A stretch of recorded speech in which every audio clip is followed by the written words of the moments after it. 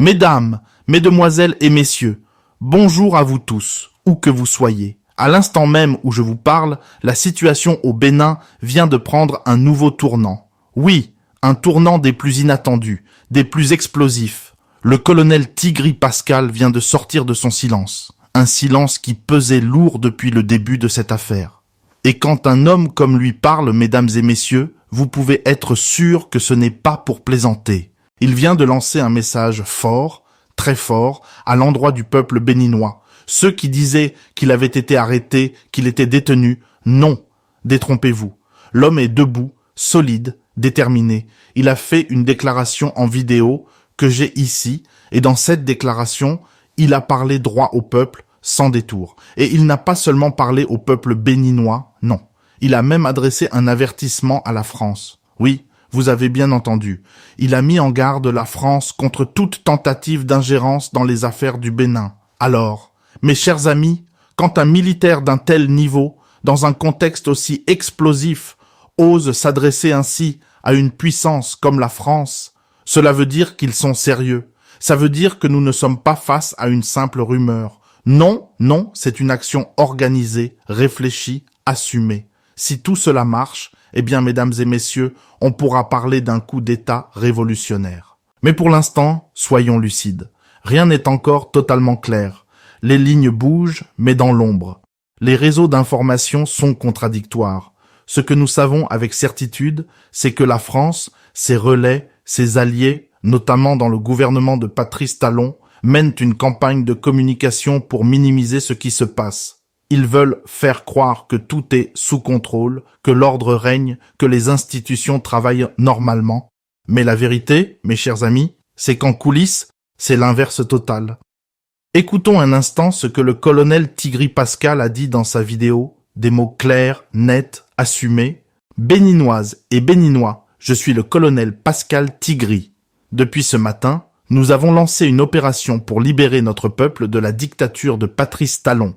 Cet homme qui, depuis trop longtemps, nous a arraché nos libertés fondamentales. Nous appelons le peuple béninois à un soutien massif. Nous demandons aussi à la France de ne pas s'ingérer dans nos affaires intérieures. Vive la République du Bénin. Voilà ses mots. Je vous le dis. Ses yeux, sa posture, tout montre qu'il ne parle pas depuis un bureau tranquille. Non, il est sur le terrain. Il porte son uniforme, le ton est grave, les mouvements rapides.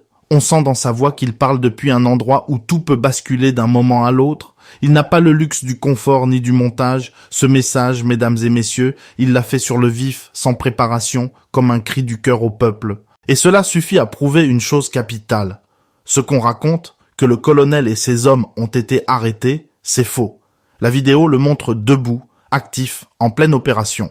Cela veut dire que leurs adversaires sont dans la désinformation totale. Ils veulent noyer le poisson, c'est évident. Si le colonel était effectivement arrêté, comment aurait-il pu produire cette vidéo en pleine journée avec cette assurance? Et puis il y a cette phrase lourde de sens. Nous mettons la France en garde. Oui, c'est cette phrase-là qui change tout. Parce que quand un officier en plein coup d'État prononce le mot « France », c'est que le message ne s'adresse plus seulement au Bénin. Il vise l'ordre international, le rapport de force, les alliances cachées. La tension est palpable.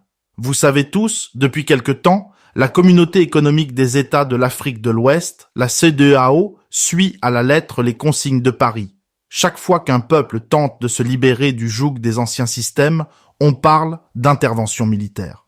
On brandit la peur du désordre, alors qu'en vérité, il s'agit souvent de défendre les intérêts économiques. Regardez ce qui s'est passé au Niger, mes amis. Quand le peuple nigérien, soutenu par ses militaires, a dit non à l'ordre ancien, la CEDEAO a subito voulu envoyer des troupes sous prétexte de restaurer la démocratie. Mais quel type de démocratie défend-on quand on veut réinstaller un président rejeté par son peuple?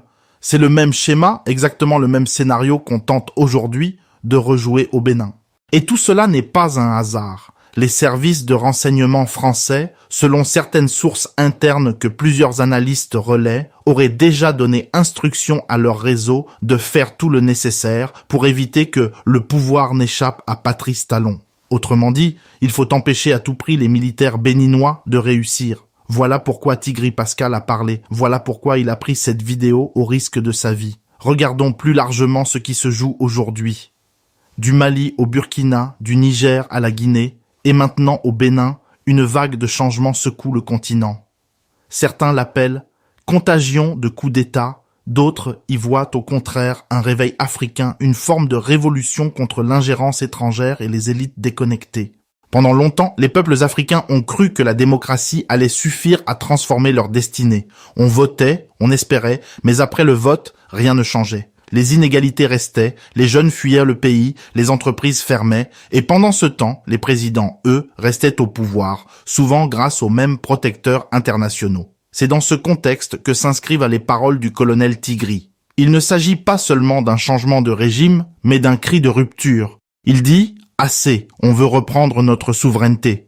Ce n'est plus un simple combat politique, c'est une bataille psychologique, symbolique, identitaire. Mesdames et messieurs, pendant que nous parlons, la propagande bat son plein. France 24, RFI et plusieurs médias occidentaux reprennent la version du gouvernement béninois. Tout va bien, la situation est maîtrisée.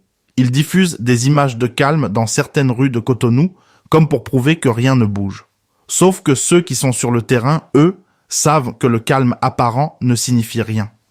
Les partisans de la junte communiquent par canaux parallèles, réseaux sociaux, groupes cryptés. Des vidéos circulent, montrant des véhicules militaires en mouvement dans plusieurs localités. Rien n'est confirmé, mais tout indique que les opérations continuent. L'armée régulière se divise. Certains régiments semblent fidèles au président, d'autres aux insurgés. C'est donc une lutte d'usure, une guerre nerveuse, une bataille de récits. Le colonel, en apparaissant publiquement, voulait précisément casser ce mur de silence. Il voulait que les Béninois voient de leurs propres yeux que le mouvement est toujours vivant, qu'il n'est ni capturé, ni démoralisé.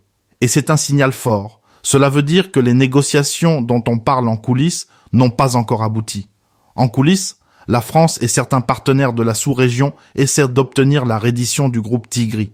Il semblerait que des discussions soient en cours, mais selon plusieurs observateurs, les soldats impliqués ne comptent pas lâcher prise. Ils disent vouloir aller jusqu'au bout, même si cela doit durer des heures, voire des jours. Et quand on regarde bien, leur détermination paraît sincère. Leur discours n'est pas celui de putschistes cherchant le pouvoir, c'est celui de patriotes qui disent avoir pris les armes pour libérer leur nation. Leurs propos rappellent ceux d'Ibrahim Traoré au Burkina Faso ou d'Assimi Goïta au Mali au début de leur soulèvement. Ces hommes, qu'on appelle parfois les nouveaux révolutionnaires africains, veulent un tournant décisif, un continent debout, délié des tutelles extérieures. Sur les réseaux, les Béninois se divisent. Certains expriment leur joie, convaincus que c'est la fin d'une ère de dictature. D'autres appellent à la prudence, craignant que tout cela ne tourne au chaos. Car oui, la transition d'un régime à un autre, surtout par la force, n'est jamais simple. L'histoire montre que beaucoup de coups d'État débouchent sur des déceptions. Mais d'un autre côté, comment reprocher à un peuple de vouloir respirer? Comment reprocher à une jeunesse sans emploi, à des citoyens privés de liberté d'expression, de vouloir un changement profond? Le colonel Tigri le sait, et c'est d'ailleurs pourquoi il insiste. Nous avons lancé une opération pour rendre au peuple les libertés qu'on lui a retirées. Ce sont des mots lourds, pleins de promesses, mais aussi de responsabilités. En observant attentivement sa gestuelle dans la vidéo, on voit qu'il est sûr de lui, mais concentré. Pas de longues phrases, pas de mise en scène. Il parle comme un militaire sur le front. Cela laisse penser que la situation évolue d'heure en heure. Le régime de Talon n'a pas encore réussi à renverser la dynamique, mais rien n'est définitivement acquis. Comme on dit souvent, le coup d'État est encore en téléchargement. Et tant que le téléchargement n'est pas achevé, tout peut arriver. C'est une métaphore, bien sûr, mais elle traduit la réalité du moment. Une opération en cours, fragile, risquée, mais porteuse d'un immense espoir. Au fond, cette histoire dépasse de loin les frontières du Bénin. C'est toute l'Afrique francophone qui est en train d'entrer dans une nouvelle phase. Les peuples veulent désormais choisir leur destin sans tuteur. Les militaires, qui autrefois servaient de bras armés pour imposer l'ordre, deviennent maintenant, dans certains cas, les relais du changement. C'est un paradoxe, mais un signe des temps. La France, elle, se retrouve dans une position délicate. Son influence, jadis incontestée, recule peu à peu. Les nouvelles générations ne croient plus aux discours paternalistes ni aux promesses d'aide au développement. Elles regardent ailleurs, vers l'Asie, vers la coopération entre pays africains, vers l'idée d'une indépendance véritable. Et maintenant, pour le moment, tout reste flou. L'accès à certaines régions du pays est limité. Les déplacements militaires se poursuivent. Les partisans du régime parlent de stabilisation, les insurgés parlent de libération. Une chose est certaine, le peuple béninois vit un moment historique. Alors, mesdames et messieurs, gardez vos oreilles ouvertes, vos yeux attentifs, ne croyez pas tout ce que disent les grandes antennes internationales. Attendez les faits, observez les actes. Parce que dans cette affaire, le brouillard est épais, mais la vérité finira toujours par percer. Et d'ici là, nous, on reste à l'écoute, on suit, on analyse, on vous informe. Car ce qui se joue au Bénin aujourd'hui, c'est bien plus qu'une simple crise politique. C'est peut-être le début d'une nouvelle ère pour tout un continent. Mesdames, mesdemoiselles et messieurs, restons vigilants, mais surtout, restons lucides. Parce que dans ce genre de moment, comme dit le proverbe africain, quand le vent se lève, même les feuilles mortes bougent.